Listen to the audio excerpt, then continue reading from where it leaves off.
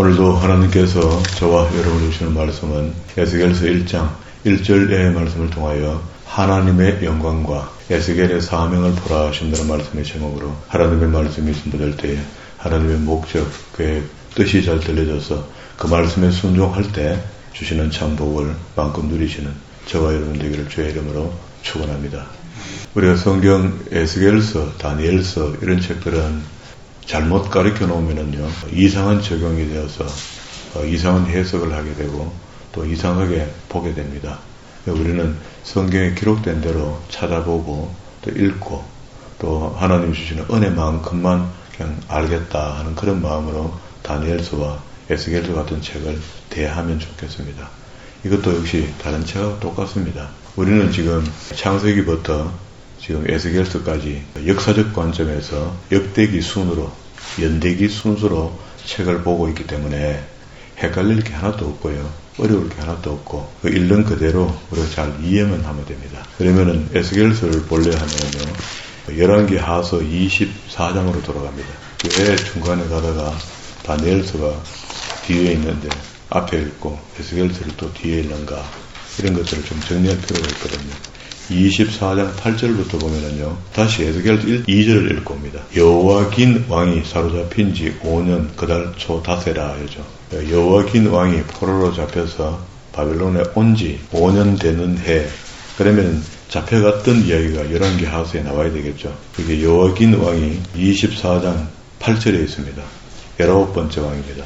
20번째 왕으로 예루살렘이 멸망하는데 여호와긴이 왕이 될 때 나이가 18세라. 예루살렘에서 석 달간 다스립니다. 3개월 만에 잡혀서 간다. 바벨론으로 지금 갔다. 그런 이야기죠.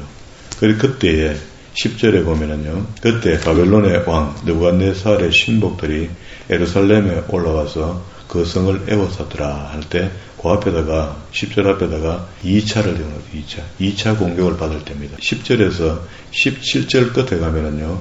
바벨론 왕이 또 여호와긴의 숙부 마띠아를 대신하여 왕으로 삼고 그의 이름을 고쳐 시드기야라 하였더라. 이렇게 되면 2차 포로로 여호와긴이 19번째 왕이 잡혀간 거죠.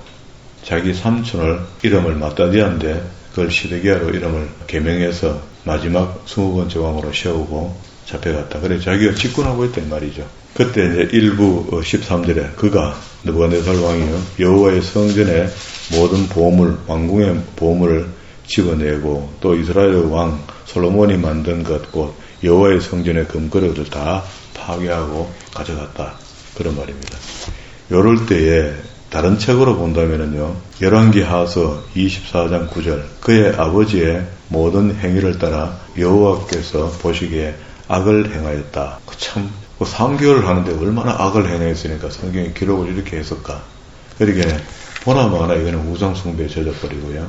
3개월 동안 우상숭배했는 게 그게 하나님 못마땅해 해갖고 이렇게 하시나 할 정도 그만큼 했을 겁니다. 그러면은 요 이야기가 있을 때에 에레미야 13장에 가면은 이 비슷한 이야기들이 있어요.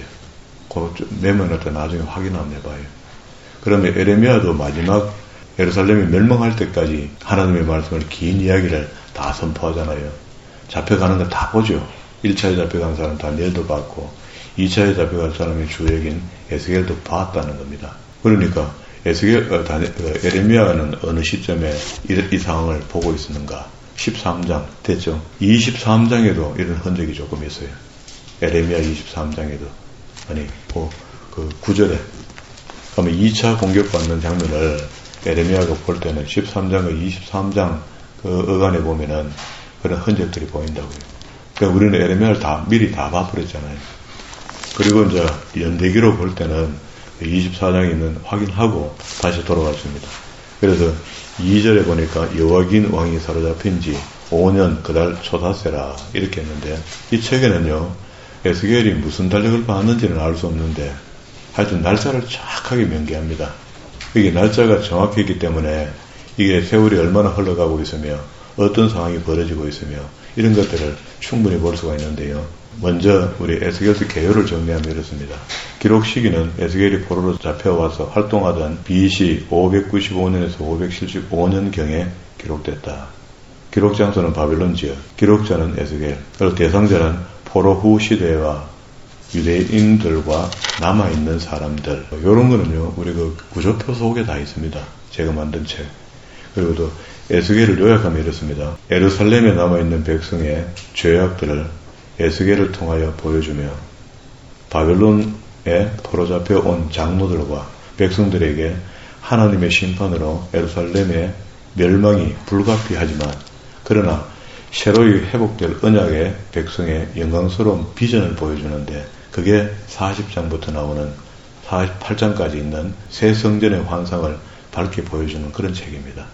그게 항상 희망적이죠. 끝에 가면요. 그럼 자, 2절에 있었던 말씀대로 5년 5월 5일날 에스겔이 불림받고 소명을 받게 되는데 하나님을 배웠고 하나님을 뵙는 장면이 28절까지 있고요. 2장 1절부터 3번에 걸쳐서 에스겔이 불림을 받아요. 그리고 8장으로 가봅니다. 8장 1절에 보면은 6째 해, 6년이죠. 그럼 1년 뒤에 받은 이야기입니다. 8장 1절, 6째 해 6월 5일날 또 말씀을 받았습니다. 예루살렘 성전을 하나님이 에스겔에게 보여주는데요. 에스겔의 영체를 가지고 몸은 바벨론에 있고 생각은 혼을 빼가갔다 해야 되겠나. 혼을 빼가갔겠죠. 영과 혼과 육 이렇게 얘기하면. 그래서 가서 바벨론 상황을 남아있는 사람들이 무슨 짓을 하고 있는 것을 상세히 보여줍니다. 보여주는데 예루살렘 성전 안에서 우상숭배가 팽배해졌다.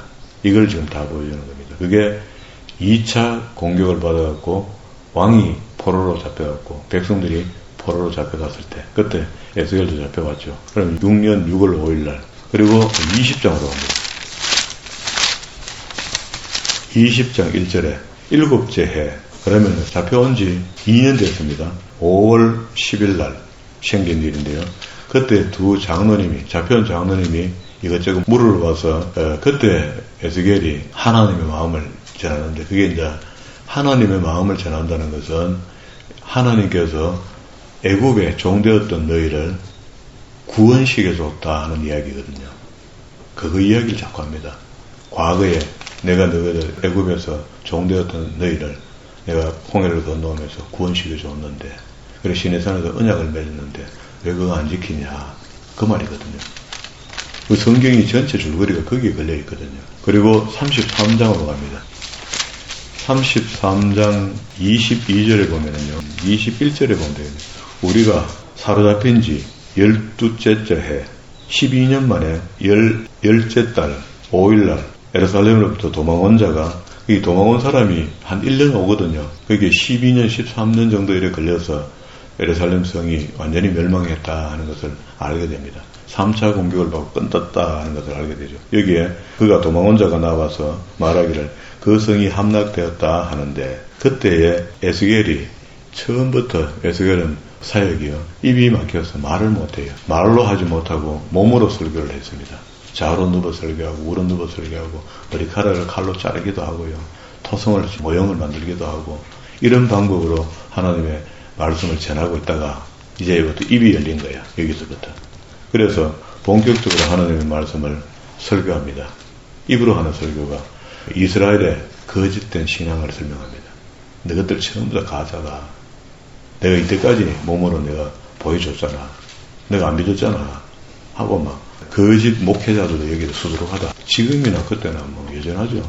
진짜는 계속 가짜처럼 보이고 가짜가 더 진짜처럼 보이는 게 사실 아닙니까?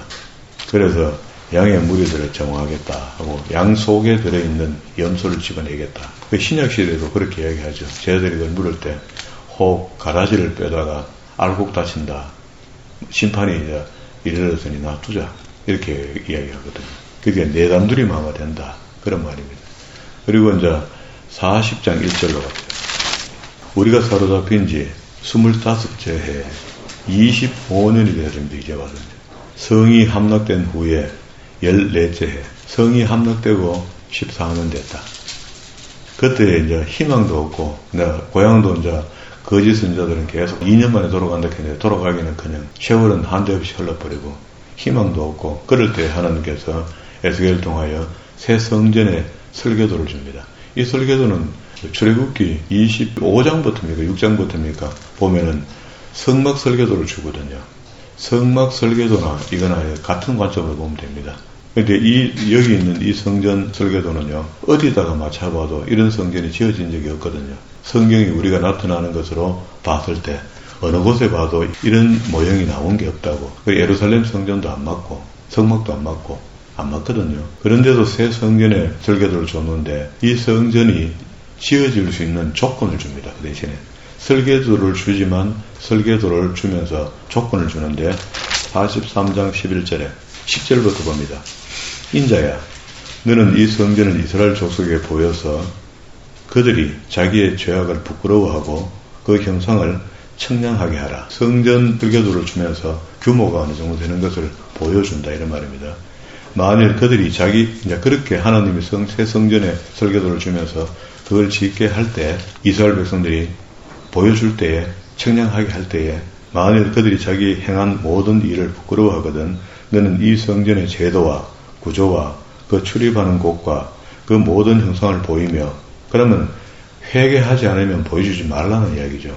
또 그 모든 규례와 그 모든 법도와 그 모든 율례를 알게 하고 그 목전에 그것을 써서 그들로 그 모든 법과 법도와 모든 규례를 지켜 행하게 하라 하는데 법도, 규례, 율례 하는 이런 말들은 전부 다 쉽게 명에서부터 출발됐죠. 그게 우상 숭배를 지금까지 이스라엘 백성들이 하고 있단 말입니다. 잡혀와서는 안 하겠습니까? 하던 버릇 그대로 하겠죠. 일부는 하고 일부는 회개하고 안 하겠습니까? 그런데 이 상황으로 봤을 때 회개하거든 이 새 성전을 보여주라 라고 했을 때 보여주기만 하겠습니까? 짓도록 하겠죠. 짓도록 하는 것은 이 사람들이 포로로 잡혀다니면서 이거 어찌 짓겠노 하는데 지난번에도 70년 포로 생활을 하고 있다가 고레스가 등장하더니 돌아가라 라고 건축비까지 다 보태가 주거든요. 줘서 예루살렘 성전이 재건되거든요. 그게 바로 스룹바벨 성전입니다. 스룹바벨이 재건하거든요. 앞에는 솔로몬이 성전을 지었고 그리고 난 뒤에 예수님 당시에는요 헤롯이 재건합니다.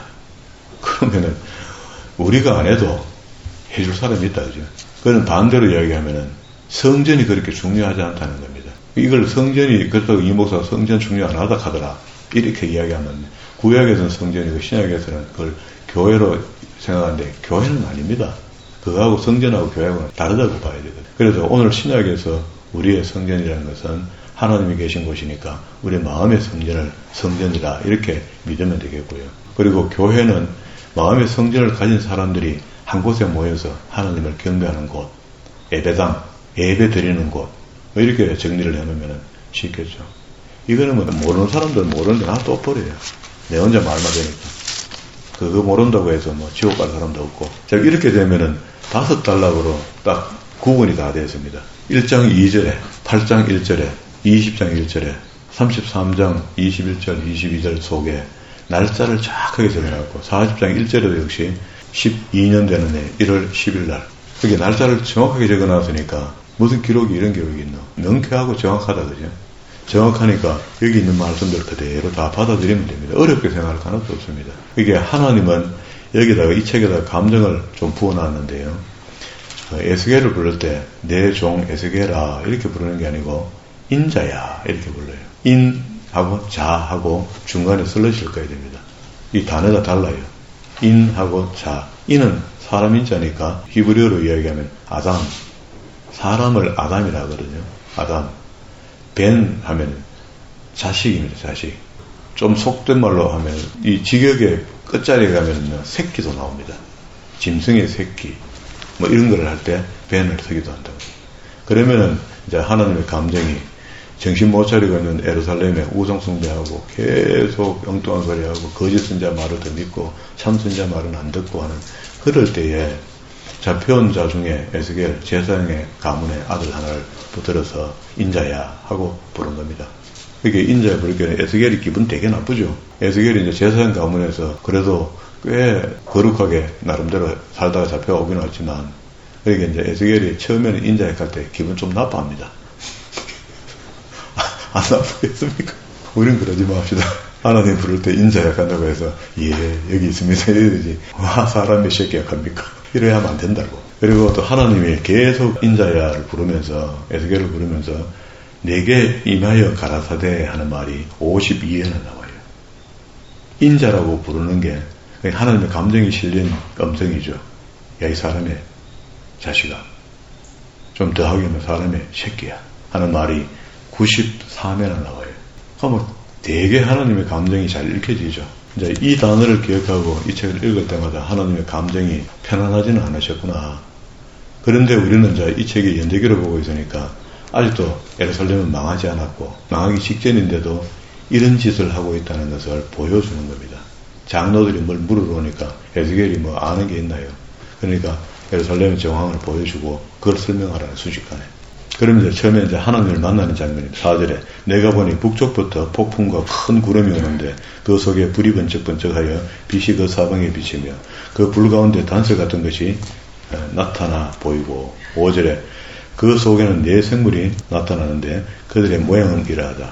하나님을 옹이하는 천사의 모습을 이렇게 그립니다.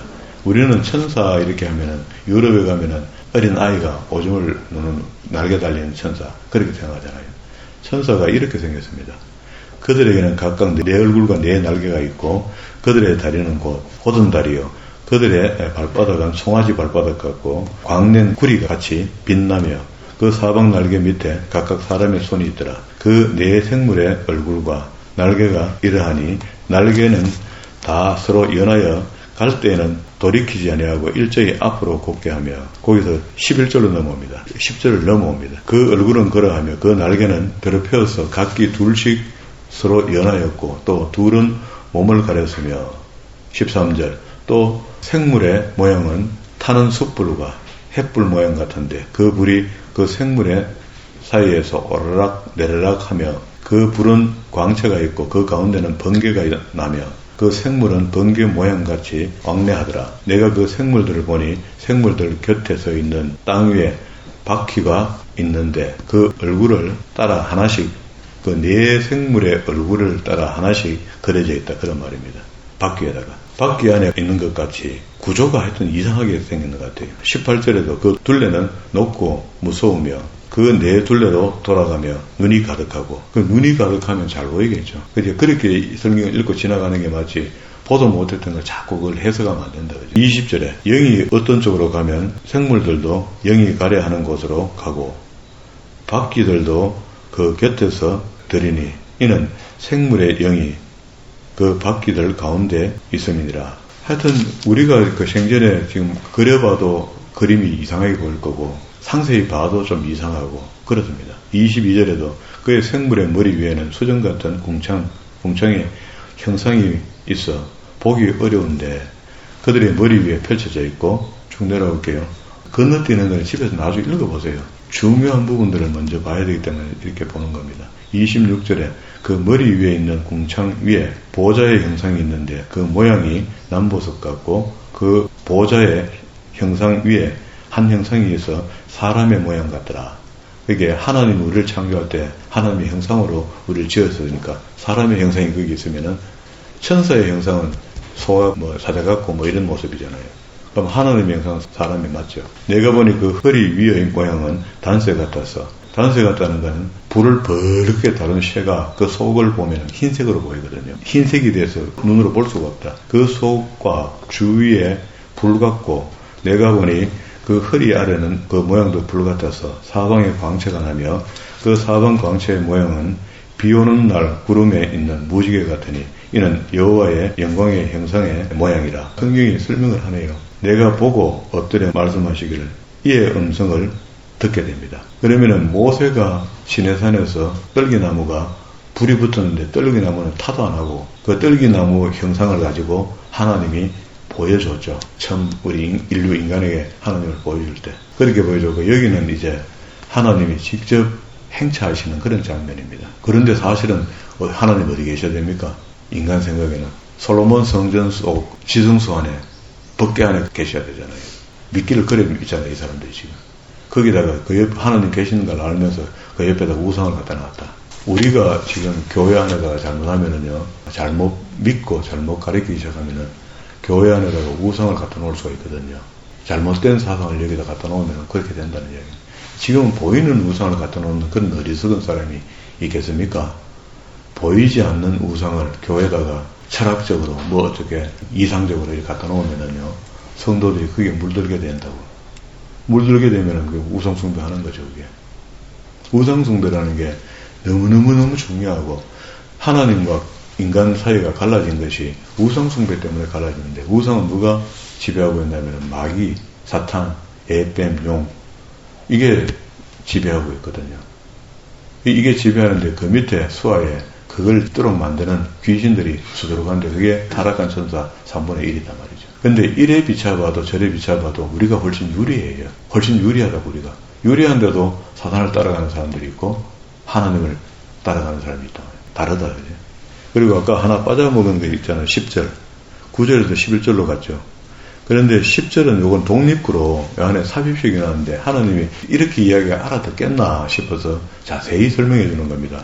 그 얼굴의 모양은 넷의 앞은 사람의 얼굴이요, 넷의 오른쪽은 사자의 얼굴이요, 넷의 왼쪽은 소의 얼굴이고 넷의 뒤는 독수리의 얼굴이더라. 넷 중에 전부 다 얼굴이 전부 다 다른 겁니다. 사람 같고 사자 같고 소 같고 독수리 같고 했으니까 이것도 은유법이죠. 정확하지는 않는 것 같아요. 그죠? 그럼 이제 환상으로 하나님을 이제 배웠으니까 하나님께서 첫 번째 에스겔에게 소명을 줍니다. 소명을 주는데 그가 2장 1절에 3번에 걸쳐서 사명을 주는데요. 우리가 다 못 볼 것 같으니까 2장 1차 그리고 3장 4절에 그가 또 내게 이르되 인자야 하면서 두 번째 소명을 주면서 내가 너 머리 이마를 금강석같이 해주겠다 이렇게 해요. 지금 어려울 때니까 그런 힘이 없으면은 복음 못 전한다. 하나님 말씀 못 전한다. 그래 내가 너를 보호하겠다. 16절에 7일 후에 이게 3차입니다. 그게 에스겔서 4장 1절에 앞에다가 두 번째 하나님이 에스겔을 만나주고 소명을 다시 확실히 해줍니다. 그리고 이마를 튼튼하게 해주겠다 이렇게 했고요. 9절에 보세요. 내 이마를 화석보다 굳은 금강석같이 하겠다. 그리고 세 번째 16절에 7일 후에 세 번째 만나주는 겁니다. 여호와의 말씀이 내게 임하여 이르시되 파수꾼의 사명을 줍니다. 그러니까 세 번에 걸쳐서 사명을 받는데 결과는 이렇습니다. 네 목숨은 내가 쥐고 있으니까 겁내지 말고 가서 전하는데 이제 이 목이 고든 백성들이 말씀을 안 들으니까 듣든지 아니 듣든지 네 할 일만 해. 여호와의 말씀이 이러하다고 전하기만 해. 그 말입니다. 저도 이 사명에 준하여 제게 주신 말씀이 그렇겠구나. 말씀을 가리킨다는 건 그런 거겠구나.